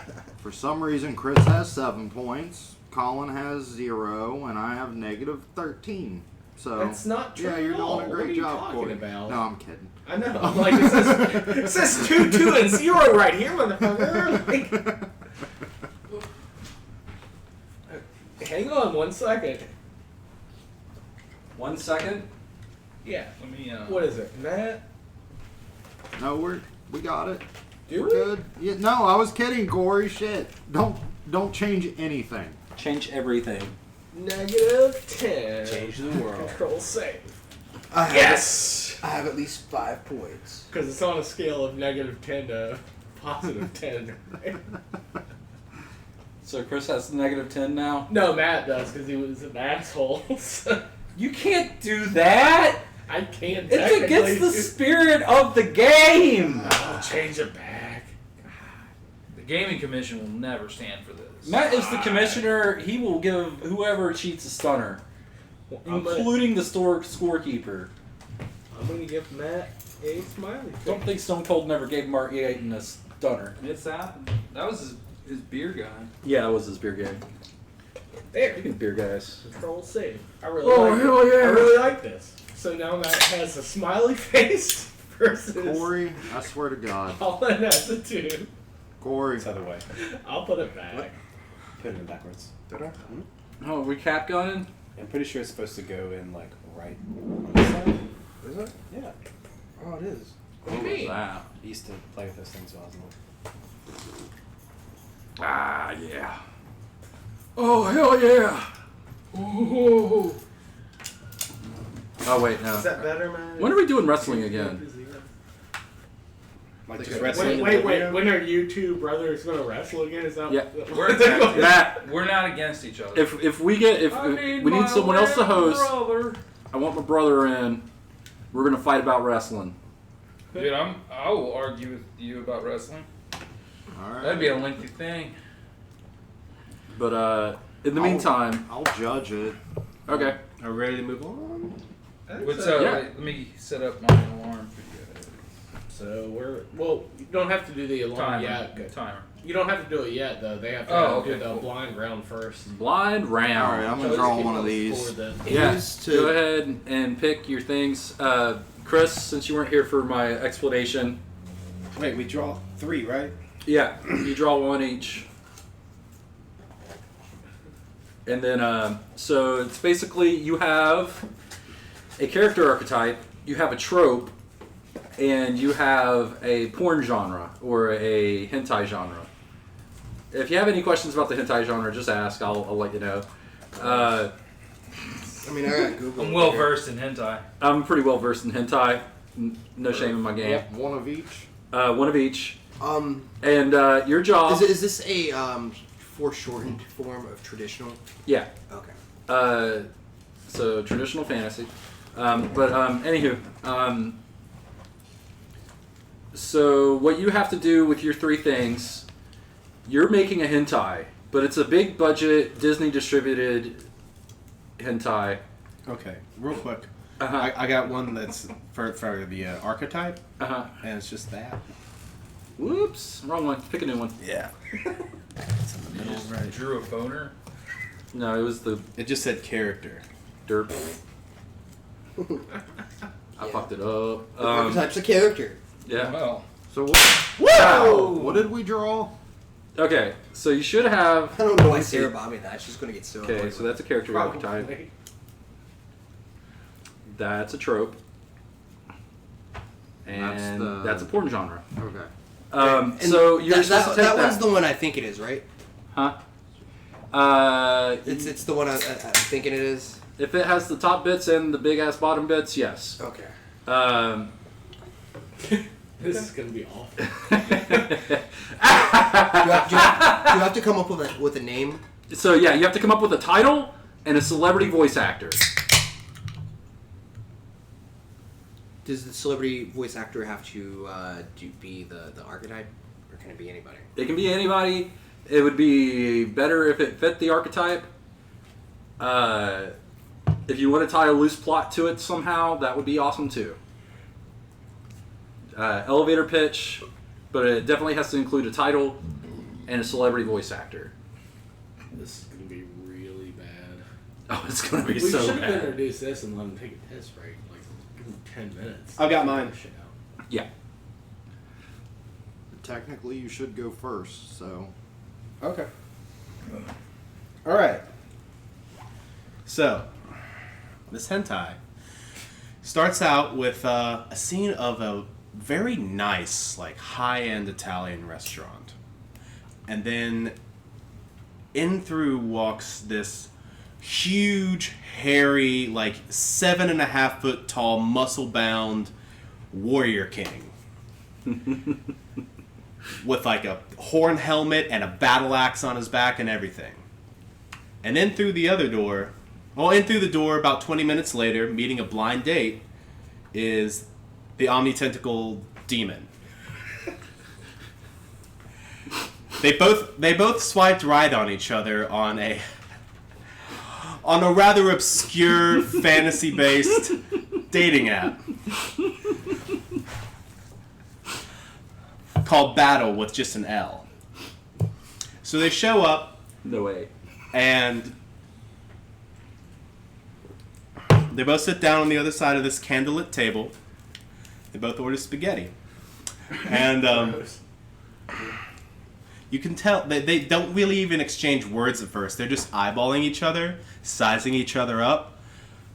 One's flexing, the other's just kind of flexing their tentacles all about, and it's just kind of just like a fucking like standoff where they're looking at each other, and then the food comes, and you're like, oh, okay.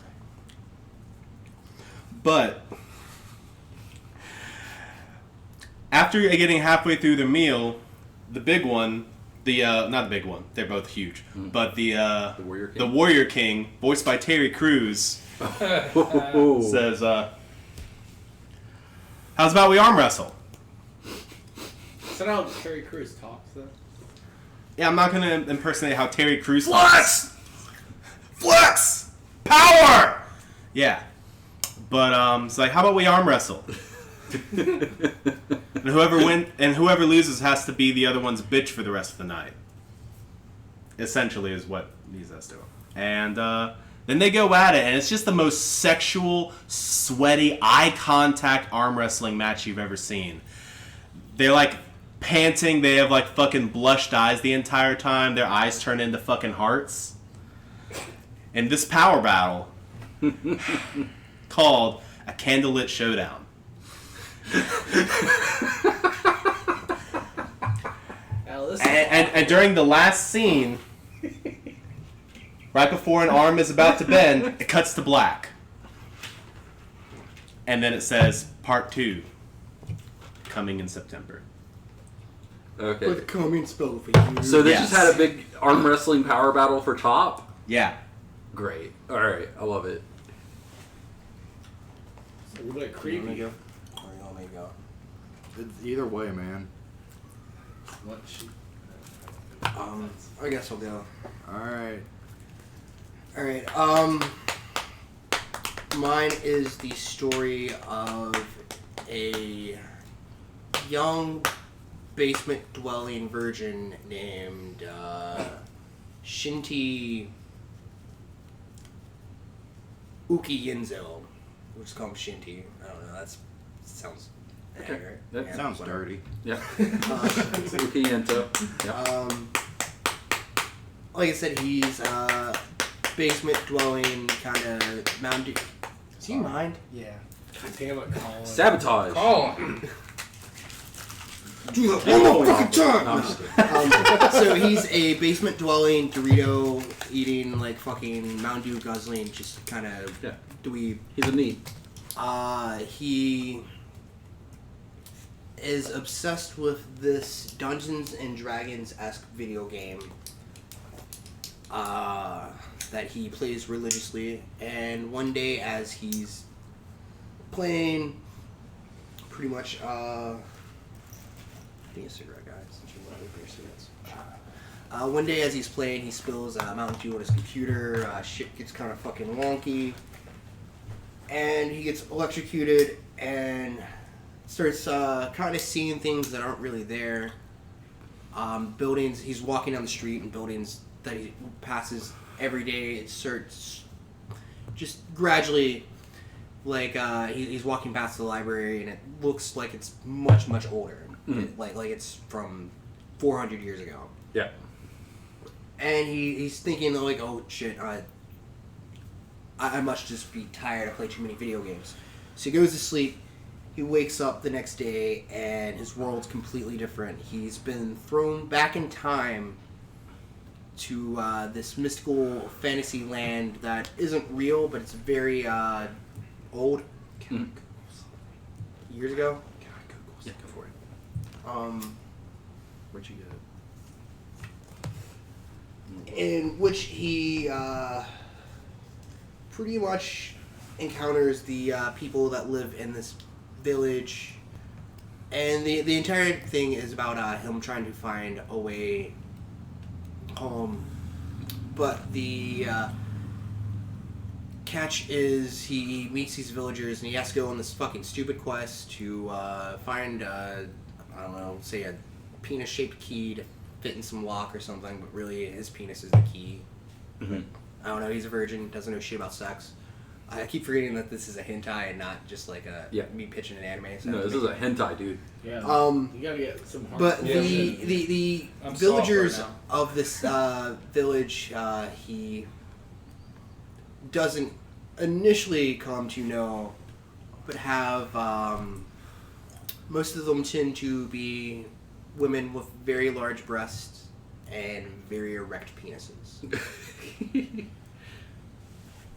And it's just kind of your classic, just like kind of kid thrown into a fantasy realm, trying to find his way out. Has to do a lot of fetch quests, and by fetch quests I mean he's fetching lube, I guess. Mm-hmm. I don't know. It's called Dungeons and Drag Shows. I like that. I don't know. He's a voice actor. Oh, voice actor. The main kid is voiced by Finn Wolfhard. Who's that? He played Mike in Stranger Things. Okay. Oh. All right.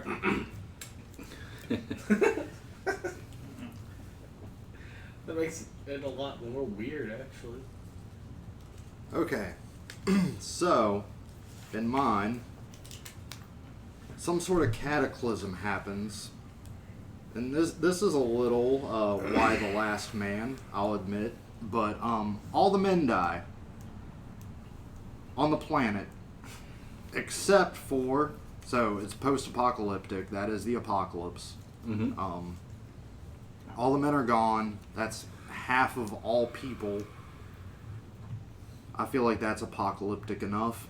The one man who remains, though, his lead-lined animal mascot suit saved him, but it transformed him into that animal mascot.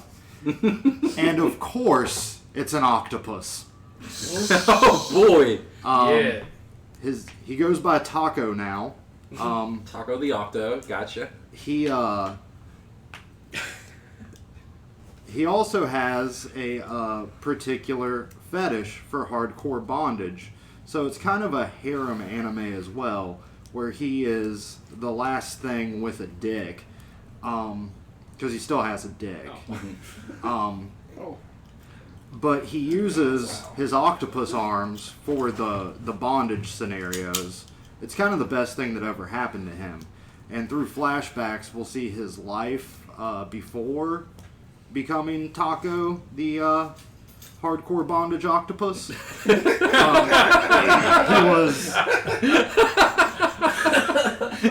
He loves baseball. He became the mascot for the baseball team because he sucked so much at baseball. He was like a beta male with all these alphas and couldn't score a girl and blah blah blah. But through flashbacks, we'll come to see why he has this bondage fetish, and yeah, it'll just be kind of an episodic story of him like meeting a new girl, bringing them into the harem, tying them down with his octopus arms, and banging them.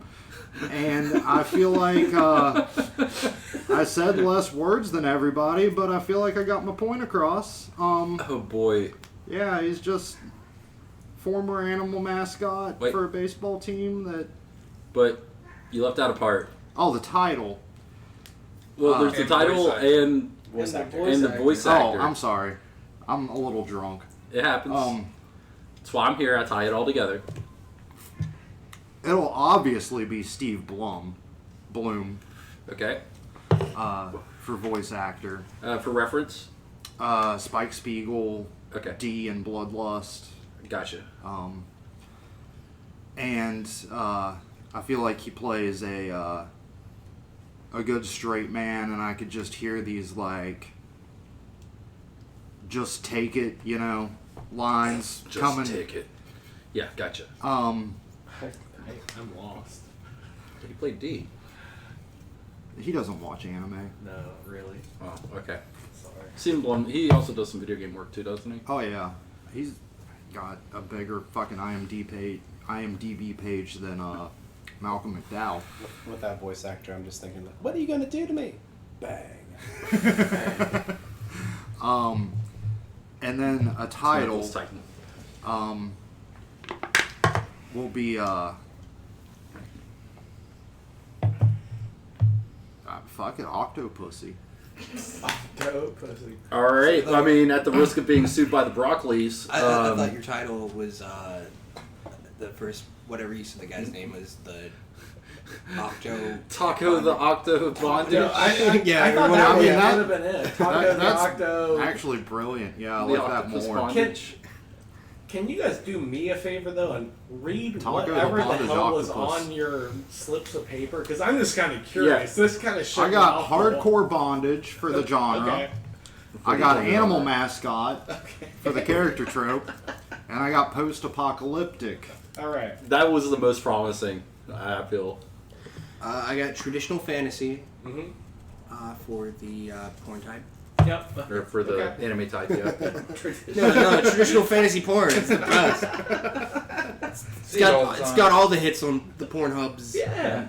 But for character archetype, time displaced hero, and for porn genre, Fuchinari. I don't So- know what Fuchinari is. Yeah, you're Google just it kind of right now. You're on Matt's computer. Google the shit out of it. Yeah, Yeah. don't even bother with safe mode. FUTA. Hang on, let me get to Google.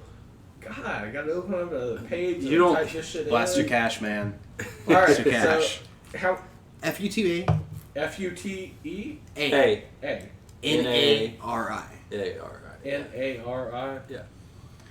And my Go to image. Turn off safe mode. I'm going to go straight to video, not image. Shit. well, turn Are the you volume stupid? off. Yeah, Taco the bondage What was- octopus what were your sounds much slips? better. Oh, mine trope was power battle. Character archetype Warrior King, and porn genre omnitentacle demon hentai. Oh, sweet. Straight to あらお客さん初めて見る顔ね weird. 噂を聞いて指名してくれたの Fujiyama or whatever? Good knowledge. Couldn't I really- think that's I what I'm looking at right now. 今日は楽しんでいて So, ね see big top bits. Let's just skip through this. していただけますか Oh, whoa. Oh, shit.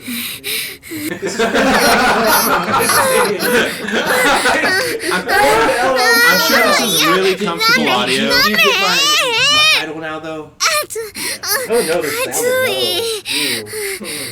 Is that her leg? No, it's not a Just turn lag. it off!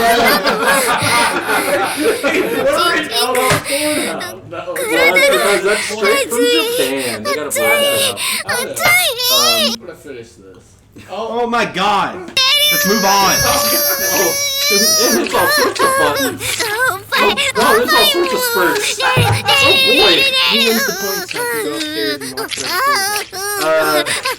I'm gonna say just because of Taco the Bondage Octopus, Matt wins this one. Yeah. Okay.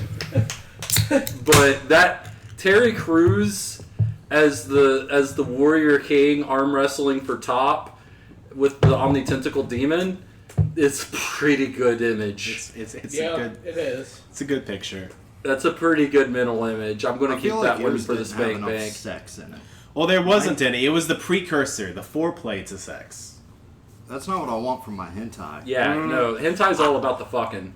I watch for the plot, thank you. Yeah, So, and I read do Hustler you for the actually articles. steal a point from him too, though, in this round? No. There's no point. The whole point of stealing, Chris being in this round was to technically. be a spoiler. Gotcha. Okay, understand. Speaking of that, 3-2. he did not spoil, so I guess we're Don't moving shoot on. yourself again, Chris. That's loud. Fine. You're gonna go deaf. Yeah. You'll shoot your eye out, kid. Well, I'm just trying to get like 5 shots off. Well, We'll go outside and play with that shit. Shut up, boy. Dad. You're not my dad! Taco will get 9 shots off. God damn it.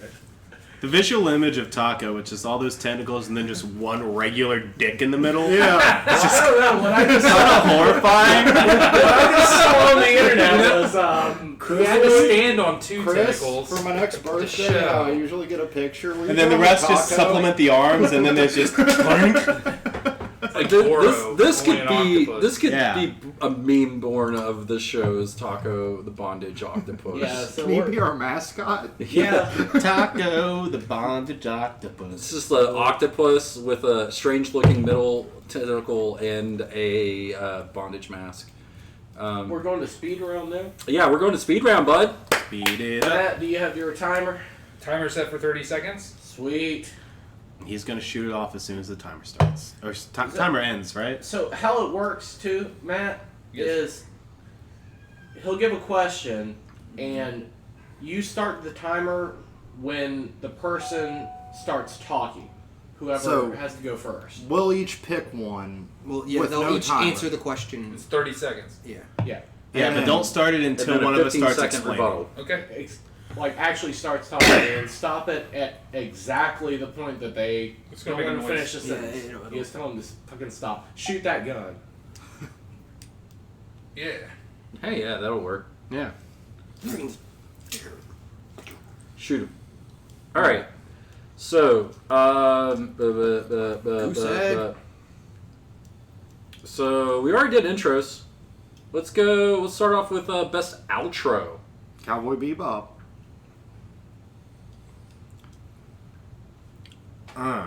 Best outro. Small Palm ain't gonna save you on this shit,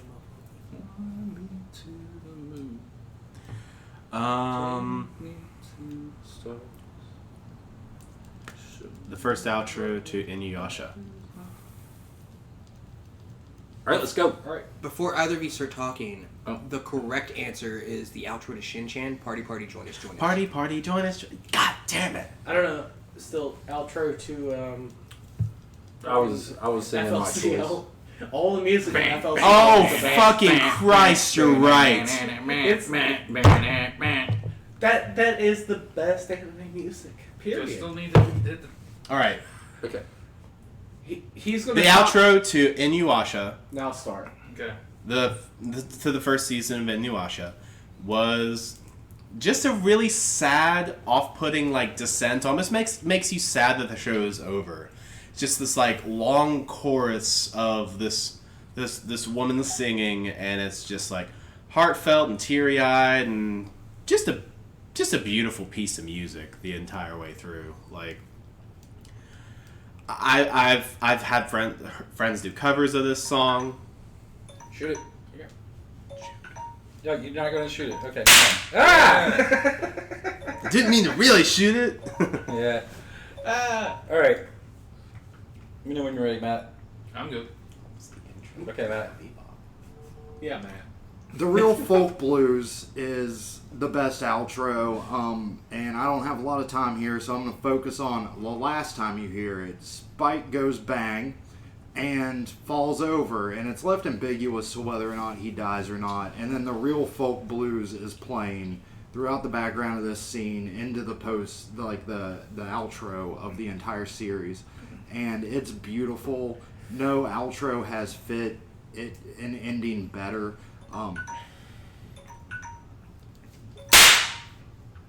So now you put it to 15 seconds. Okay. Let me know when you're ready. Ready? Rebuttal. The outro to the first season of Inuyasha goes over Sesshomaru looking over the corpse of his father, this giant demon creature, and just looking mournfully. While yours, like, the only real significance it ever has is in the last episode, while mine still has, like, a recurring theme throughout the entirety of the season. You have to load it up again, Chris? No, I was just peeping. Trying to get a roulette thing going. Oh, so we're going to do Spare. Deer Hunter after? Just one shot. Let's gamble for it. That. Am I good? How many Yeah. shots has that been so far? 4? Yeah. Or 3, punk!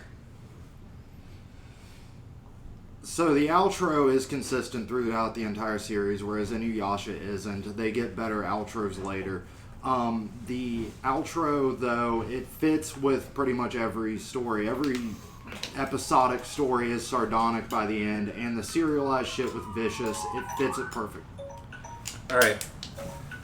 Point Matt. Wait, hang on 1 second. Before you ask the next question, I gotta...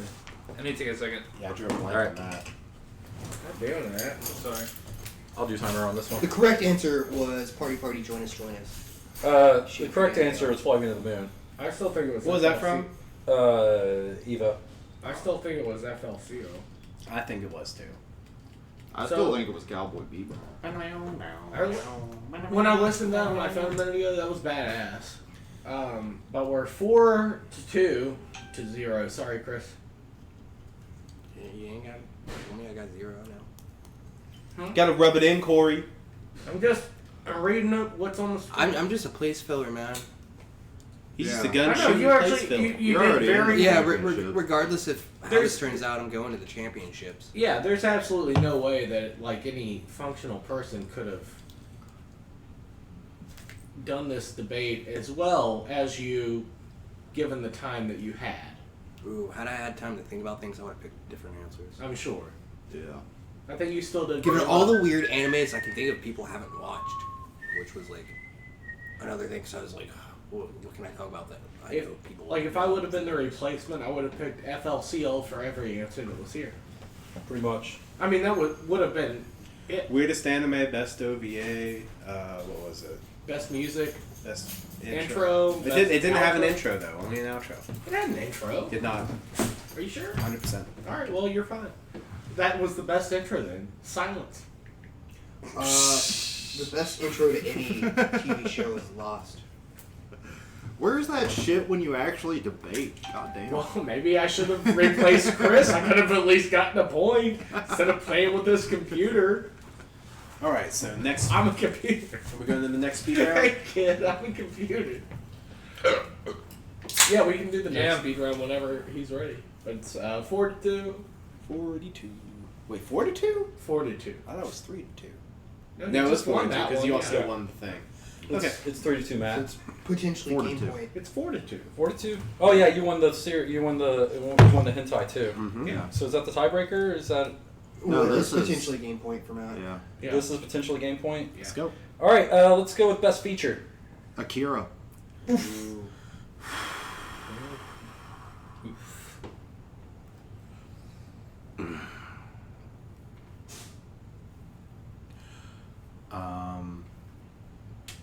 Spirited Away. I would have gone with Rurouni Kenshin. Betrayal. I would have gone with the Animatrix, probably. That's not all anime. It's true.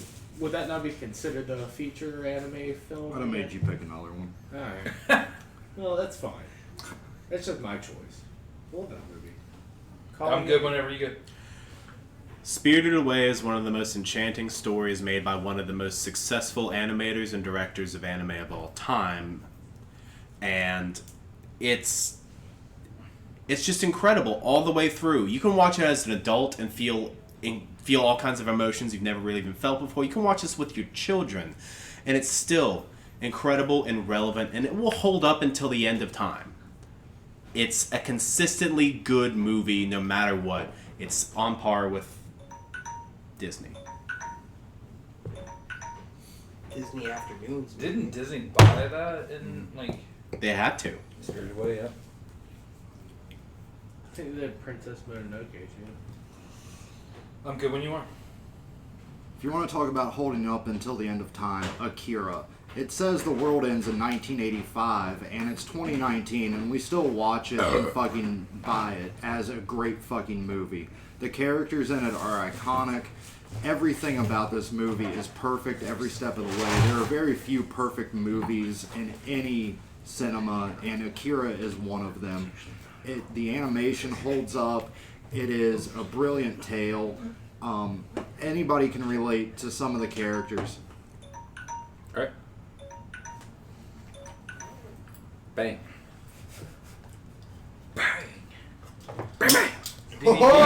Oh! I'm gonna have to take that away. You Yeah, bought it you for should've. him though, right? I know. I feel like I'm gonna have to take it away Yeah. before the night's over. Why would you buy that for him? Oh! Why would you buy that for him though? I just thought it looked like fun, and then he'd have a good time. Boys in his He toys. has having a He's blast. having a great time with it. He's having a blast! Oh!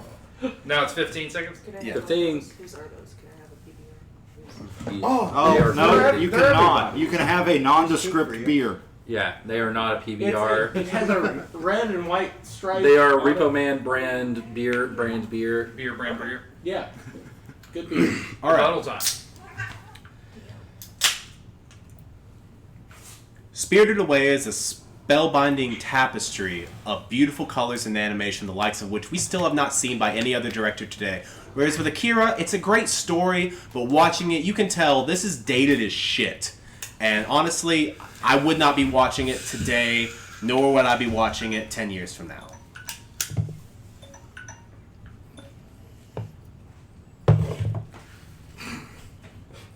I'm not going to watch Spirited Away 10 years from now because they made Howl's Moving Castle and Ponyo. I'm going to watch those instead. He outdid himself later in his career. Akira holds up. It will always hold up. It is a great post-apocalyptic tale of Oh, Nala. All right, I'm just gonna go ahead and say this. Don't you ever say anything bad about Akira ever Akira again. can never be dated. Yeah. That was Incorrect. Kind of my opinion. fucking job here. That was foot in mouth. Don't you? Ooh, that's my sweet baby, and you fucking badmouthed it. I kind of feel like there should be Had some no movies choice. that just like you just can't pick them, like because it's unfair advantage. And Akira is definitely like unfair advantage. Akira! It's Matt like wins. Matt in every question he's ever picked Terminator 2 for. He's never lost a fucking debate using Terminator 2 as a fucking question. Yet again, that should be on the board of shit you can't say anymore because it's a perfect fucking movie. Yeah, we should make a board of just like forbidden movies. Just keep it in the it's not even background. forbidden. They're like, these are S tier banned characters that we're not allowed to use in this fighting game. Yeah. As much as Akira is cool, though, I would kind of go. I don't think I saw Spirited Away. I remember Princess Mononoke. Princess Mononoke is my shit. And Yeah. that's why I was saying, like, the celebrity voices, that they Mm. got, like, a movie that they really liked in Japan and did really well and brought it over to America and got American voice actors to do it. And then it did really well in America, too. Also, Akira didn't do that. I was gonna it's been also a say- really good movie, but... I'm also biased by my own personal choices in Miyazaki films. I love Mononoke. I love nah, nibble. Howl's Moving Castle. I love Asuka. Like Valley of Spirited the Away was Winds. just the first one to come to my brain. Spirited Away, not so much. Not my Spirited favorite. Away It was just on my head. I feel like Spirited Away was one of the more The only feature Yeah. I could think to argue against Akira might be X. I kind of put drag people into music. I kind of And put I haven't Spirit in seen the X way in since I that was, like like, Kiki's really Delivery Service A tier of Miyazaki movies. Hard disagree. I kind of put like Princess Mononoke and then Spirited Away as a hard second in the Studio Ghibli I'm movies. just saying, and this is why. It's because there's a subtext there of like the similar feeling of like Alice in Wonderland. You're Yeah. escaped into your own like imagination and stuff, and you hit the point on the head whenever you could be 3, 30, or like 80 and still feel like a kid when you watch that movie. Cool kids. Also, there's some really creepy subtext that you get watching it multiple times. Like, it's kind of like a bathhouse, and Yeah. she's working at pretty much a brothel. Yeah. And it's like an allegory to like old Sex trafficking. sex trafficking. Yep. Wait, which one? Spirited Away. Oh, And also, like, the parents are pigs and they're oblivious to their children. They're greedy and, like, selfish, and they don't, like, they're not good parents, but she still loves them. It's a good story. It's solid. One thing I almost went with, it's a newer movie, but... Did you update the score? Did you update the score? Yeah, it's 5-2-0. Alright. who's the That's zero? all, folks. Bye. That's all. Turn Later. this off. I just... It should say stop streaming. Stop that stream right now.